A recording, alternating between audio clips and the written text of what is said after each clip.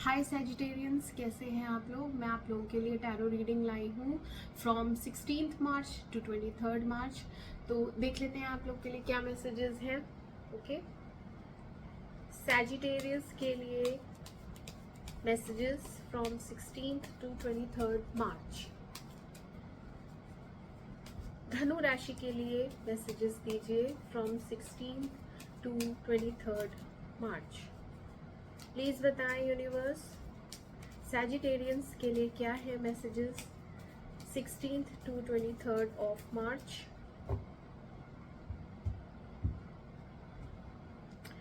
आप लोग चाहें तो जब कार्ड्स पूरे मैं क्लैरिफाई कर लूँ उसके बाद मैं रीडिंग स्टार्ट करती हूँ, आप वहाँ से देख सकते हैं। ओके, आप थोड़ा सा फॉरवर्ड कर सकते हो क्योंकि ये इसमें तो टाइम लगता है। प्लीज़ बताएं 16 से 23 मार्च सैजिटेरियस धनु राशि।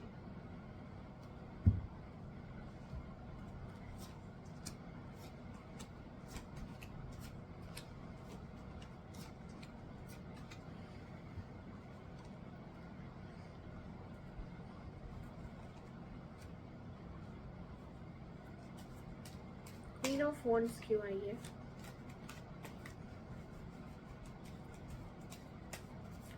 क्वीन ऑफ वॉन्ड्स क्यों आई है?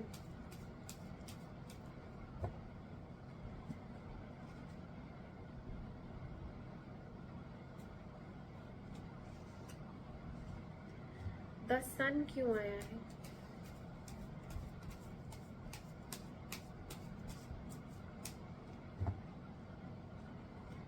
द सन क्यों आया है? नाइट ऑफ पेंटिकल्स क्यों आया है?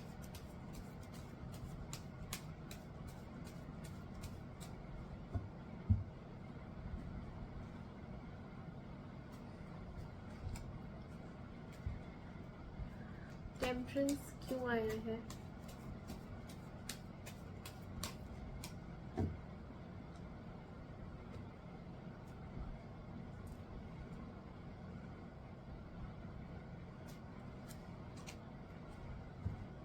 मैजिशियन क्यों आया है?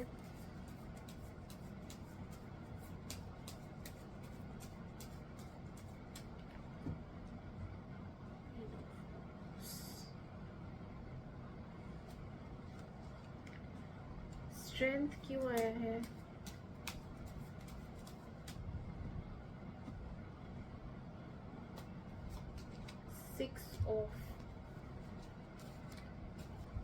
सिक्स ऑफ कप्स क्यों है?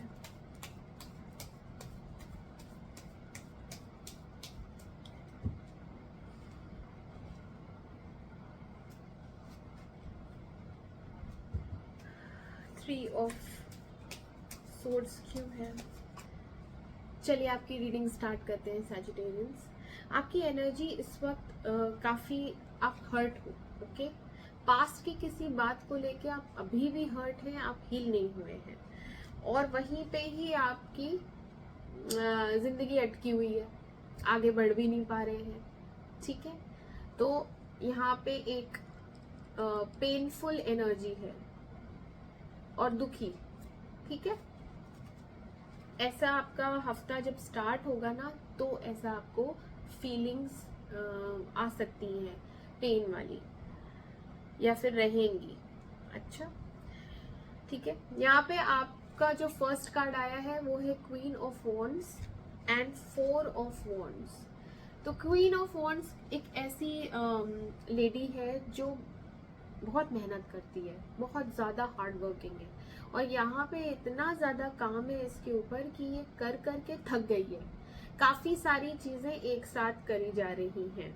ओके, अब अगर आप मेल हैं तो आप अपने ऊपर रख लीजिए इसको, क्योंकि यहाँ पे क्वीन आई है तो मैंने आपको फीमेल के बारे में बताया। बट अगर आप मेल देख रहे हैं और ये आपसे रेजोनेट कर रहा है, then it is you who are doing multiple things at time और आप एग्जॉस्ट हो रहे हैं, आपसे अब नहीं हो पा रहा है। ओके, आप काफी थक रहे हैं और ये किससे रिलेटेड है काम? ये घर से रिलेटेड है, ये फैमिली से रिलेटेड है।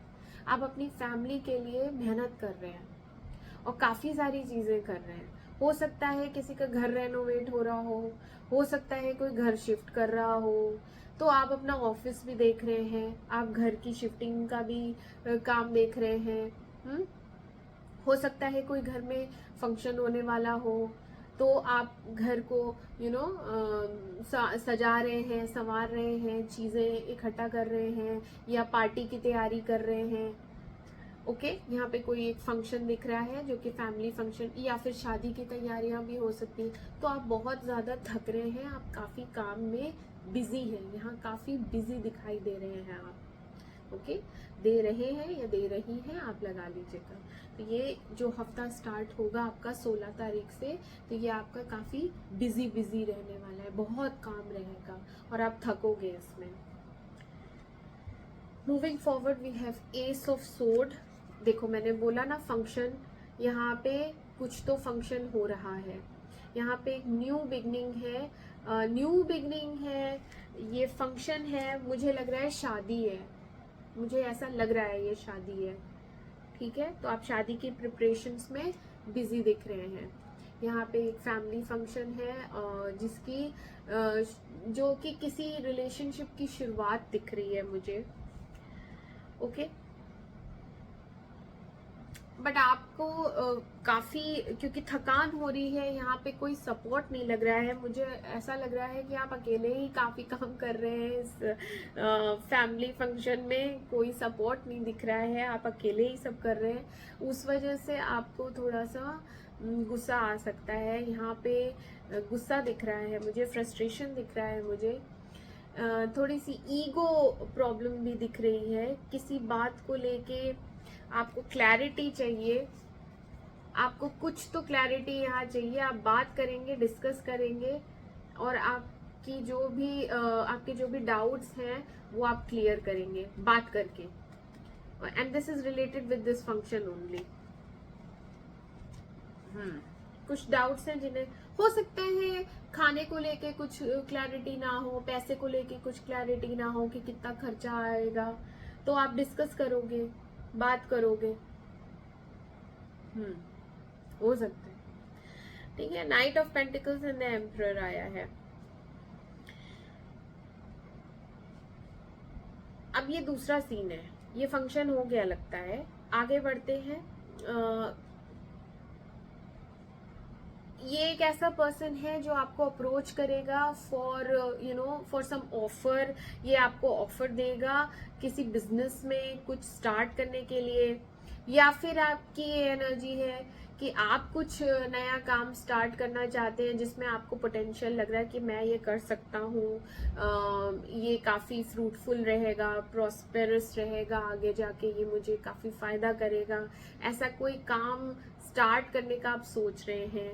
या फिर आप किसी को प्रपोज करने का सोच रहे हो कि जिस दिन मेरे पास पैसा हो जाएगा, जिस दिन मैं इस हालत में हो जाऊंगा, तो मैं उस दिन इसको जाके इस कमिटमेंट दूंगा, इस रिलेशनशिप में आगे बढ़ने के लिए उसको ऑफर करूंगा for a stable relationship. Yes, क्योंकि अभी वो रिलेशनशिप कमिटेड नहीं है, अभी उस रिलेशनशिप में कमिटमेंट नहीं है, so you are expecting somebody कि वो आए और आपको कमिटमेंट दे। ये भी हो सकता है। इस रिलेशनशिप में कमिटमेंट तो नहीं है, तो आप एक्सपेक्ट कर रहे हैं कि या तो आप उस पोजीशन पे आ जाएं कि आप ऑफर करें कमिटमेंट, या फिर वो इंसान इस पोजीशन पे आए, पहले थोड़ा सेटल हो जाए, जॉब वॉब ज्वाइन कर ले, पहले जॉब ज्वाइन करे, पहले पैसा कमाए, तब तो आगे बढ़े गाड़ी। तो यहाँ पे ऐसा सीन है फ्यूचर में that somebody will approach you, जो कि नॉन कमिटेड रिलेशनशिप में है, वो आपको कमिटमेंट देने की सोचेगा। अब करता है कि नहीं करता है ये मैं आगे बताती हूँ यहाँ पे, लेकिन वो अपना घोड़ा लेके खड़ा जरूर है। ठीक है, या तो वो अपने आप को उस लायक बना रहा है या बना चुका है, ये सब तो उस हफ्ते में ही पता चलेगा। बट डेफिनेटली यहाँ पे वो घोड़ा खड़ा है, तो उसको टाइम लगेगा आने में, है ना, टाइम है, एक्शन नहीं है, टाइम है, but definitely he will approach. For future relationship को और स्ट्रॉन्ग करने की ऐसी उसकी थिंकिंग है। और आपकी एनर्जी में क्या है, आपकी एनर्जी में आप काफी इमोशनल लगेंगे इस वीक, आप इमोशनल उसमें रहोगे। ओके, यहाँ पे बिजी भी काफी है, काम भी बहुत है, इमोशंस भी बहुत हाई हैं, पर आपके इमोशंस बैलेंस्ड हैं। फैमिली की तरफ काफी प्यार, अपनापन और वार्मथ फील करेंगे, फैमिली से बहुत कनेक्टेड रहेंगे, फैमिली के लिए ही डेडिकेटेड रहेंगे। ओके, यहाँ पे फैमिली और बच्चे, परिवार, प्यार, इमोशंस, ये सब है। ठीक है, इमोशनली काफी मैच्योर रहेंगे, बैलेंस रहेंगे, खुश रहेंगे, हैप्पी रहेंगे इमोशनली।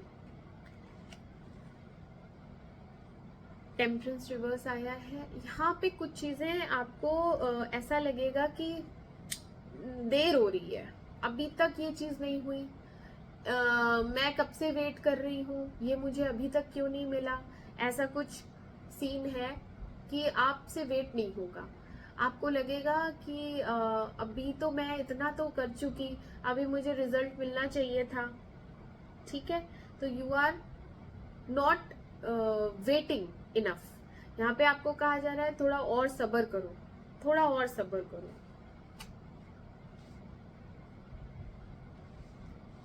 एनवायरनमेंट कैसा है आपका? आपके एनवायरनमेंट में एक चीज तो गई है, ठीक है, बट आप उस पे अटके हुए हो, आप उसी पे स्टक हो। मैंने आपको शुरू में भी बोला था, आप यहाँ पे स्टक हो। एक पास्ट में कोई हार्ट ब्रेक हुआ है, वो अभी तक हील नहीं हुआ है, वो अभी तक हील नहीं हुआ है, वो अभी तक दिमाग से भी नहीं गया है। तो वहां पे आपको बेसब्रापना भी हो रहा है कि ये चीज हो सकता है, आप किसी चीज का वेट कर रहे हैं, आपको एक्सेप्ट ही नहीं हो रहा कि वो चीज जा चुकी है। You are not accepting the fact that that person या वो रिलेशनशिप या वो सिचुएशन वो जा चुकी है। जिस दिन आप उस चीज को एक्सेप्ट कर लेंगे, उस दिन गाड़ी आगे बढ़ेगी। यस, आप अभी भी वेट कर रहे हो कि वो इंसान आएगा, वो आपको कमिट करेगा, और वो इंसान आएगा और वो आपको क्लैरिटी देगा, आपसे बात करेगा।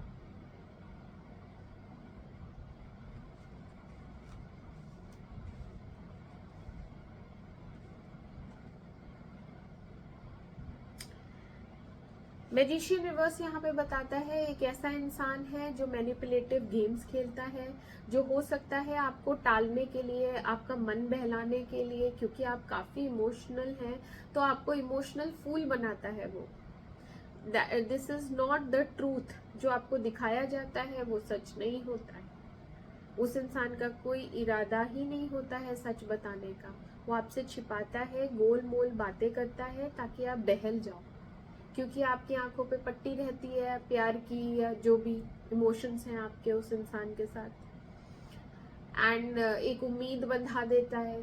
लेकिन हो सकता है सच में उसके पास अभी रिसोर्सेस ना हो सकता है उसके पास जॉब ना हो सकता है वो फाइनेंशियली स्टेबल ना हो। ओके, हो सकता है यहाँ पे कुछ चीजें अभी पूरी तरह जमी नहीं है ठीक से।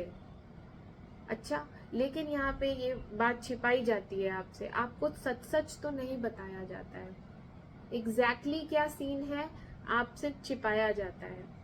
तो उसी को लेके आपको लगता है कि मुझे क्यों नहीं बता, इसीलिए आप अटके हुए हो, आपको यकीन नहीं होता कि वो चीज जा चुकी है, क्योंकि क्लैरिटी नहीं है। बिल्कुल आपको ऐसा लग रहा है वो इंसान है भी और नहीं भी है।